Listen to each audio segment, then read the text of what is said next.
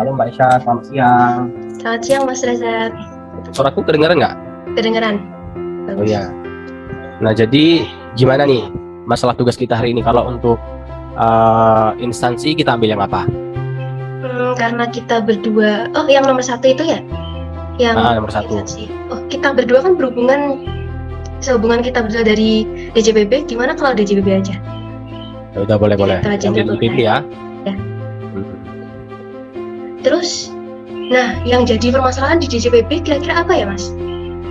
Ya, aku udah cari-cari juga sih kalau permasalahannya itu. Yang pertama itu pelayanan belum terstandarisasi secara keseluruhan di tiap unitnya dengan standar mutu layanan organisasi yang diakui secara internasional. Nah, kalau di Indonesia itu ada namanya sistem pemberlakuan manajemen mutu atau ISO yang terbaru yakni 9001/2015. Kemudian itu ada kurangnya kedisiplinan dan fleksibilitas budaya kerja dalam mewujudkan pelayanan yang cepat tanggap. Tapi ini khusus untuk OJT ya. Nah, karena kalau kedisiplinan itu banyak pegawai OJT itu karena emang absennya online, jadi mereka tuh sering datangnya telat. Sedangkan kalau absennya itu tepat waktu. Kemudian kalau fleksibilitas budaya kerja itu seperti misalkan kita nih kalau misalkan WFH kan bingung nih kan kerjanya apa gitu. Jadi agak susah sih fleksibilitas budaya kerja.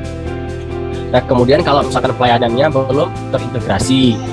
Jadi contohnya itu kayak pengembalian penerimaan belum ada batas karena menunggu konfirmasi DJP dan DJPC. Kemudian juga ada SOP di setiap seksi masih berupa lembaran aturan yang sifatnya itu susah dipahami.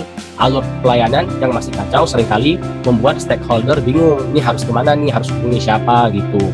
Kemudian juga pelayanan customer service belum responsif, ya kan? Kemudian juga ada transparansi informasi belum optimal. Nah, jadi kira-kira itu sih kalau permasalahannya. Nah, kalau yang nomor 2 kita ambil yang apa, Mbak? Nah itu, kalau instansi atau perusahaan ya, gimana kalau benchmark-nya kita ambil? Iya, gimana kalau PTKI yang kita pernah bahas di kelas itu? Itu kan bagus juga ya. Kalau iya sih bagus sih emang PTKI, tapi kayaknya bingung juga ya kalau penerapannya kita bandingkan ke DJPB. Soalnya kan PTKI bergerak di bidang yang lain, nggak sama-sama dengan pelayanan, tapi kan nggak bidang keuangan kan? Gimana kalau kita ambil misalkan Bank BRI? Bank BRI. Bisa, kenapa aku Bank juga BRI? Aku udah juga cari-cari alasan kan, juga udah pernah kayak cari Bank BRI itu kan hubungannya itu kan sesuai kan di bidang perbankan. Jadi kayaknya lebih mudah lah kita untuk melakukan penerapan apa yang baik di BRI bisa lah kita bawa ke DJPB gitu. Makanya kita ambil Bank BRI. Oh ya juga sih. Nah, kalau Bank BRI itu keunggulan produknya itu apa sih? Yang mungkin bisa ditiru, budaya kerjanya gimana yang bisa ditiru di DJPB kira-kira? Ada sih, ini ada beberapa yang udah aku cari. Yang pertama itu kalau untuk alasan dulu ya, kalau untuk alasan itu karena Bank BRI merupakan salah satu bank terbesar di Indonesia dan bank komersial tertua di Indonesia. Sebagai bank tertua, BRI masih konsisten dalam memberikan pelayanan kepada UMKM sampai detik ini. Kemudian BRI juga dia bilang itu terus melakukan transformasi guna mengembangkan bisnis miliknya dan lebih melayani nasabah sehingga Bank BRI memiliki kelebihan dibandingkan bank lain. Nah juga Mbak, kalau untuk kelebihannya itu kayak mempunyai jangkauan yang luas, itu memberikan kemudahan akses transaksi bagi masyarakat di berbagai penjuru negeri merupakan salah satu tujuan utama Bank BRI. Nah contohnya kayak di Aceh Mbak, itu kan terpelosok Mbak ya, tapi Bank BRI itu tetap ada di Aceh Mbak. Padahal bank-bank lain itu kalau di kampungku itu nggak ada. Nah yang kedua itu menjangkau berbagai macam nasabah. Nah, sudah tidak asing lagi kalau Bank BRI memiliki kantor cabang pembantu sampai ke pelosok negeri. Bank BRI masih melihat bahwa pasar perbankan domestik masih sangat besar. Hal ini masih terlihat dari rendahnya penduduk Indonesia yang sudah memperoleh atau sudah menggunakan perbankan. Untuk itulah, maka Bank BRI masih memprioritaskan melayani dan mengembangkan pasar perbankan di dalam negeri. Nah, yang ketiga itu memiliki fitur e-banking yang berkualitas. Layanan e-banking Bank BRI dan internet bankingnya itu sangat mudah digunakan. Jadi kita tuh nggak perlu waktu untuk mempelajari fitur-fiturnya. Yang keempat itu mengirim uang secara rutin dan otomatis. Jadi misalkan kita mau bayar PLN atau mau bayar apa, monitor apa, itu Bank BRI itu ada produk namanya automatic fund transfer atau account sweep atau automatic grab fund yang bisa digunakan mengirim uang secara rutin dan otomatis sesuai dengan keinginan kita. Nah, kemudian juga ada memberikan perlindungan dari resiko kecelakaan diri. Jadi, Bank BRI itu akan memberikan jaminan perlindungan kepada kita senilai 250% dari saldo saat ini, hingga total maksimal 150 juta. Nah, yang terakhir itu keunggulan Bank BRI. Bank BRI merupakan bank pertama memiliki satelit. Nah, jadi kalau ada satelit otomatis Bank BRI akan memanjakan penggunanya. Jadi nggak ada yang namanya gangguan-gangguan jaringan komunikasi. Jadi semua yang kita gunakan, misalkan kayak saya di Aceh itu bisa menggunakan Bank BRI tanpa ada gangguan sedikit pun. Padahal kan kalau jaringan di sana kan bermasalah kan. Ya. Nah, jadi itulah keunggulan Bank BRI. Nah, gimana Mbak? Boleh nggak kita ambil BRI? Boleh banget, bagus banget kayaknya dari keunggulannya. Jadi gini, kalau ini kan udah aku bilang nih kan keunggulannya kan, aku sampai ada 6 keunggulan kira-kira Bank BRI. Kalau untuk nilai anekanya apa kira-kira Mbak? Kalau dilihat dengar-dengar dari itu tadi sih, dari penjelasan Mas Razak tadi, terus kemudian aku tadi nyari-nyari juga nih nilai-nilai budaya kerja yang baik yang sesuai dengan nilai aneka di Bank BRI. Nah, BRI itu ternyata memiliki 5 budaya kerja yang sama kayak Kemenkeu yang diinternalisasi ke dalam motonya yang namanya Brilian, BRI dengan 5 nilai. Nah, nilai ini ada integritas, profesionalisme, keteladanan, kepuasan nasabah, dan penghargaan kepada SDM. Nah, kelima nilai ini mendorong untuk menjadi acuan yang jelas dan terukur untuk meraih cita-cita sesuai dengan visi misi BRI dan prinsip-prinsip dari good corporate governance. Nah, kalau dari kelima budaya kerja dan yang tadi dijelaskan Mas Razak, kalau sehubungan dengan nilai-nilai dasar ASN, yang pertama itu kan ada akuntabilitas ya. Nah, akuntabilitas ini Bank BRI itu memiliki arah kerangka keuangan dan investasi itu diarahkan ke beragam isu sosial dan lingkungan. Jadi sebagai bentuk tanggung jawabnya ke masyarakat juga. Terus kemudian yang kedua itu Bank BRI itu selalu mempublikasikan pertanggungjawaban dari laporan keuangan, informasi RUPS dan semua proses bisnisnya itu kepada masyarakat dalam rangka menciptakan transparansi. Kemudian yang kedua itu ada nilai nasionalisme ya, atau nilai cinta tanah air. Nah, BRI ini seperti yang dijelaskan tadi melayani itu sampai dengan pelosok, penyebaran kantor cabangnya itu sampai dengan pelosok hingga dapat membantu seluruh masyarakat di Indonesia. Kemudian yang kedua itu ada kan sesuai dengan good corporate governance itu harus ada corporate social responsibility atau tanggung jawab perusahaan ke masyarakat. Nah, Bank BRI ini saking cinta tanah airnya itu turut membantu pembangunan negeri dan kegiatan kemasyarakatan melalui program BRI Peduli yang kayaknya udah sering kedengeran di telinga ya, BRI Peduli yang seperti bangun sekolah-sekolah, bantuan air bersih dan lain-lain.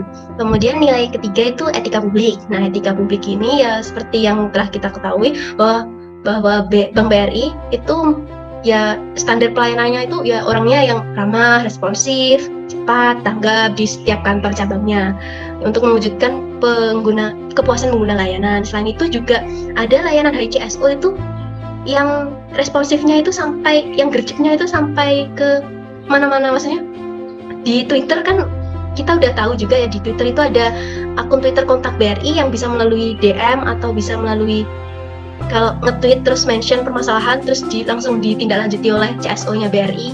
Nah, itu sangat bagus banget. Terus kemudian yang keempat itu ada komitmen mutu. Nah, pelayanan BRI itu sudah terintegrasi dan semua prosedur pelayanannya tuh udah jelas sama di seluruh kantor cabangnya. Selain itu juga BRI, karena BRI itu seperti yang dijelaskan tadi bahwa pelayanannya itu sudah secara digital ya, seperti pembukaan rekening dan lain-lain itu sudah menggunakan mobile banking, internet banking dan lain-lain. Nah, ini juga dijamin kerahasiaannya oleh Bank BRI. Selain itu juga ada untuk menjaga komitmen mutunya, Bank BRI ini menyelenggarakan survei kepuasan pengguna layanan yang diadakan secara rutin demi perbaikan pelayanan secara berkelanjutan. Kemudian yang terakhir itu ada nilai aneka A, anti korupsi.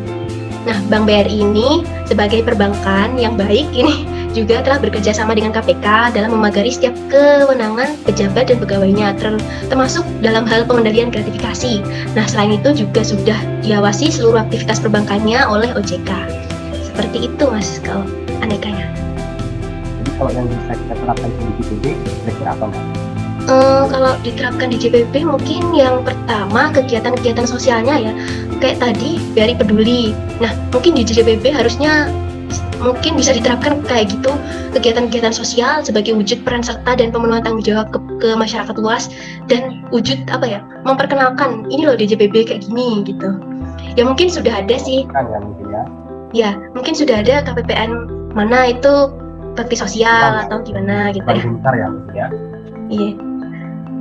Terus kemudian yang kedua ada transparansi informasi terlebih mengenai perkembangan pembaruan kebijakan. Nah, kan tentang perbendaharaan sendiri itu kan dalam rangka kesempurnaannya nilai-nilai Kemenkyu itu harus ada upaya perbaikan terus-menerus, apalagi sekarang ini teknologi informasi makin berkembang, kemudian adanya tuntutan dari pandemi COVID yang menuntut untuk menggunakan secara digital, pelayanan digital dan lain-lain.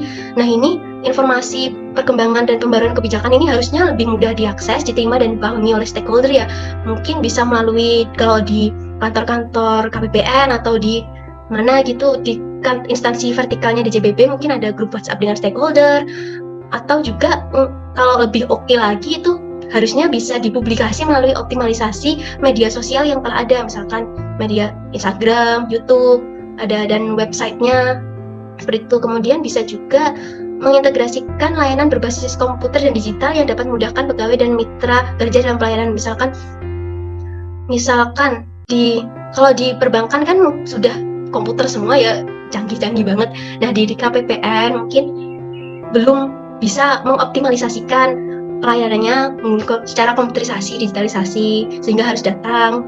Kemudian pegawai harus datang di situ, belum bisa mengoptimalisasikan kebijakan kerja dari rumah dan lain-lain. Kemudian juga mungkin yang bisa diterapkan di JJPB itu pelayanan yang terintegrasi ya, misalkan jadi semua pelayanan tuh ada secara terintegrasi, maksudnya jadi stakeholder tuh tidak bingung harus mau kemana, seperti yang dijelaskan permasalahan tadi sama Mas Dasak. Kemudian mungkin yang perlu diterapkan lagi pelayanan customer service yang responsif. Seperti yang tadi, BRI kan sangat responsif, cepat tanggap. Nah, ini mungkin customer service-nya di KPPN ya harus lebih dapat mencontoh Bank BRI tadi. Mungkin itu aja. Untuk hambatan gimana? Kalau hambatan, kalau dari solusi dari yang bisa diterapkan ke DJPB tadi mungkin kurangnya kompetensi SDM DJPB ya Mas. Kurangnya kompetensi SDM DJPB yang kita tahu bahwa ada generasi baby boomer, ada yang ada dari berbagai generasi. Nah, mungkin ini bisa diatasi dengan pelatihan. Iya benar, bisa diatasi dengan pelatihan, kemudian diklat dan lain-lain. Kemudian bisa juga yang telah mahir teknologi itu bisa sebagai garda terdepan dalam pelayanan secara digital. Kemudian juga aset komputer dan perangkat-perangkatnya di kantor itu perlu juga diperbarui supaya mendukung pelayanan yang lebih prima. Kemudian juga pengintegrasian pelayanan antar instansi yang idealnya dapat memudahkan stakeholder itu. Kalau yang tadi disebutkan Mas Razak bahwa ada bahwa pembalian penerimaan belum ada batas waktu karena menunggu konfirmasi DJP dan DJPC. Nah, ini mungkin pengintegrasian pelayanan antar instansinya ini masih terbentur kebijakan dan tanggung jawab antar instansi gitu ya mungkin ya, seperti itu.